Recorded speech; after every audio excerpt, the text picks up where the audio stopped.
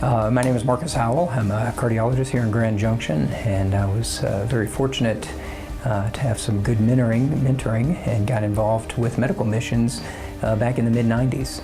The first trips I did, I went to a small island in the Philippines called Palawan with New Tribes missionaries, a short-term mission there to help support some of the permanent missionaries that were on the island doing primarily tribal work, and really people living in grass huts and very third world. Well, the basic thing we did is we set up clinics, and the biggest problem they have there is malaria.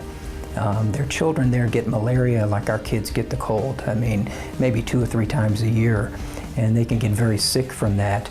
And so properly diagnosing it and treating it, and also education, just general education and hygiene and cleaning and how to treat a fever and things like that. Very simple stuff that we take for granted. I think one of the most amazing stories that I witnessed was on my first trip to the Philippines.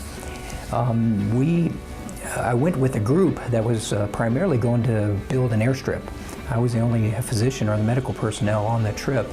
But there was a young nurse, a German nurse, in the Philippines who was a permanent missionary for New Tribes.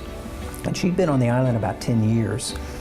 And our last day of the trip, our group got together with the villagers and the local missionaries, and we're just talking about what we appreciated and talking about our faith and about how God has moved us during this trip.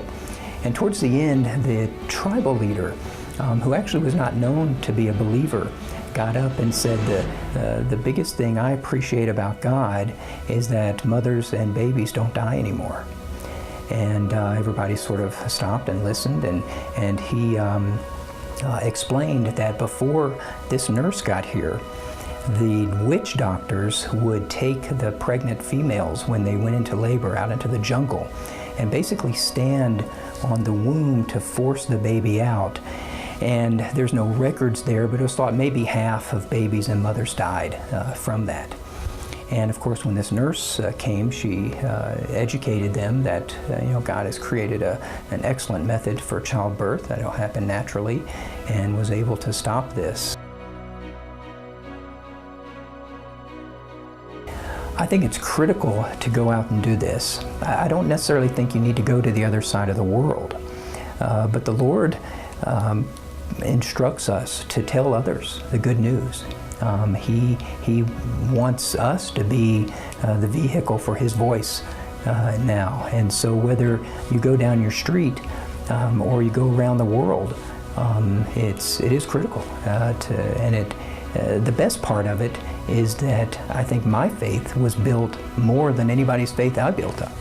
And so I tell people all the time that I get more out of it than I give. And I think that's the way the Lord is. When you give a little bit, He gives a lot back.